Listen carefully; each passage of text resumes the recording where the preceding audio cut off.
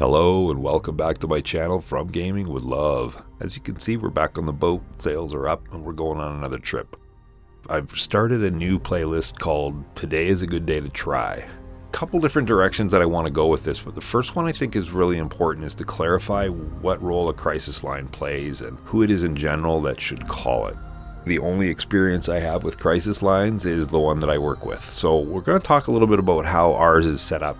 You're picking up the phone, who are you calling, and who are you trusting your life to? That is a really important question. Some of you, as we're talking about this, you'll be doing the math and you'll be like, hold on a minute, he's only been working the crisis line since November of 2021. Why is it that I would want to call and talk to somebody, talk to a volunteer? How am I going to trust my life with a volunteer, and how can I be confident that they're going to do the right thing? That's a really important question to answer.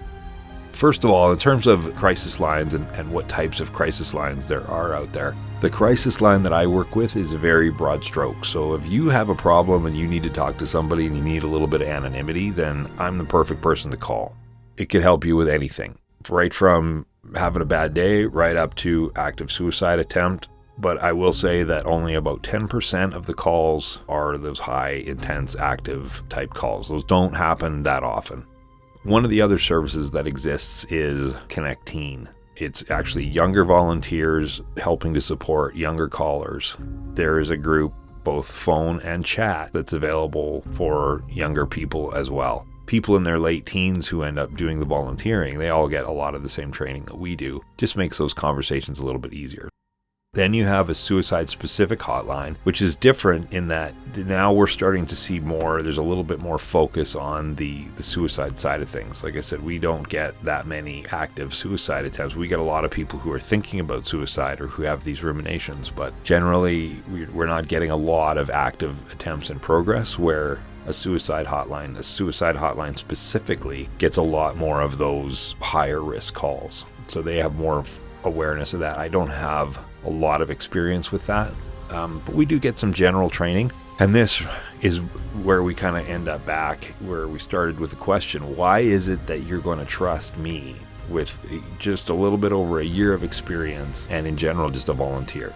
So when you call a crisis line, at least how it works at our setup, and I'm pretty sure the setups are going to be very similar elsewhere. When you call, I end up picking up the phone and I say, hello, thank you for calling. How can I help you today? And I'm just the volunteer. Now, there's a couple different things that happen. I'm picking up the phone through a software program and I'm talking to you through that. Then the screen that I have in front of me, I've got my log sheet that has the report that I need, the notes that I need to write to keep a record of the conversation, of the fact that the conversation happened. I've also got some different decision trees that I can refer to. So when I run out of ideas, I can refer to some of the documentation and figure out which way to go. And then most importantly, most critically, is connections to what's called a call center coordinator. Now, this is the answer to the question. Why is it that you would trust me to deal with your problem if I'm just a volunteer and could be my first day on the job? We have a team session open with usually two, sometimes three call center coordinators who are there to help support the volunteers, exclusively there to help support the volunteers. Now, these are the pros. These are the folks that can make the real magic happen. These are the folks that know the in and out. They know so many of the specifics on frequent callers. They know so many of the resources that are out there and available to help people. It's things that I've never even heard of. These people are amazing. So when you and I have connected, hello, thank you for calling. How can I help you today? Once we've had this initial conversation and you've told me a little bit of what it is that's going on, I'm going to ask you 3 questions. Those 3 questions are going to be, are you having thoughts of suicide right now? Have you been having thoughts of suicide over the last 2 months? Have you ever attempted suicide before?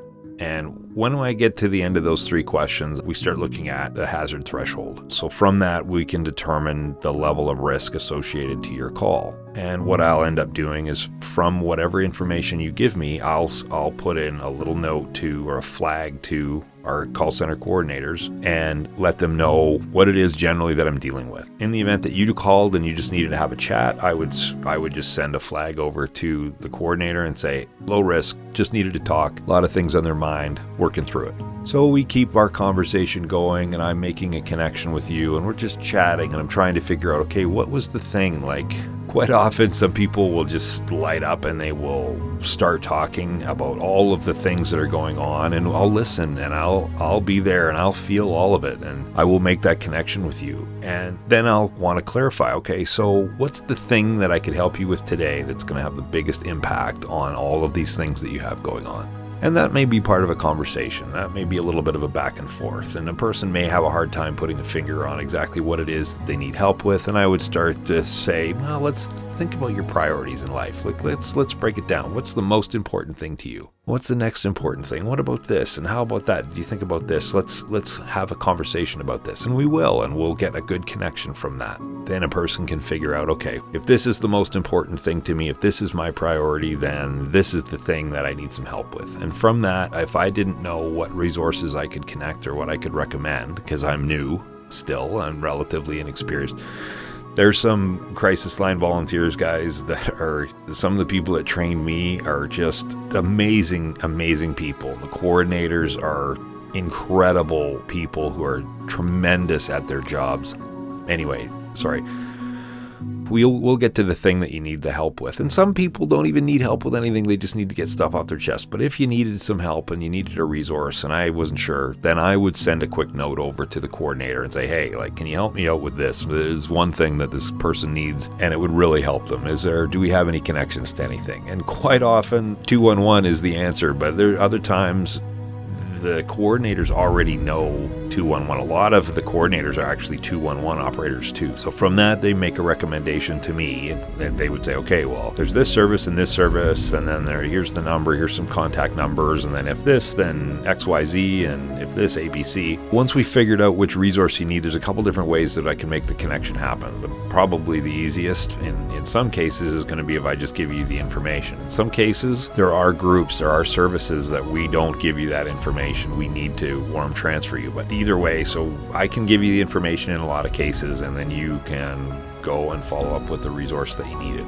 The other option is for me to warm transfer you to that, and what that involves is I need to get a little bit of information from you specifically. It's going to change a little bit in between different services that you're asking for, but ultimately I reach out to the group, I have a quick conversation with them to kind of prep the call, and then I connect you guys in the background. Once we've kind of made that connection happen, whichever way it happens, or you're happy, then we terminate the call, and then I need to write a report about it. From that, the coordinator will actually review the report and add little notes and feedback. I'm getting better at it, but there's always little things that they can recommend, and it's so valuable, that feedback. And actually, it's also worth mentioning, every time after a call, of just about any intensity, they'll break away from their desk, they'll come over to the volunteer who just had the call and say, hey, how'd you feel about that? What were your thoughts? I liked how you did this, maybe next time do that. Like, it was a really tremendous feedback for the group, for us to have. That is a pretty good rundown of what the general crisis line looks like. When you're picking up the phone to make the call and talking to somebody like me, there is somebody that I'm connected to if they need to be able to listen in, and they can even barge the call. If I'm screwing it up badly and the call is going downhill, then they can actually push in and continue the conversation as a professional. That hasn't happened yet to me. With that having been said, I know how important it is that they're able to do that, and if I end up flailing and sending up a flag for needing help, then I'm going to get all the help that I need, and so will you. That's it for today, guys. I'm going to keep this conversation going. I'm really looking forward to it. Please, if you have any experience with crisis lines, leave your comments below. Let us know how it went. Let me know if the experience I've described is similar to what you went through. Thanks for listening, guys. See you on the other side.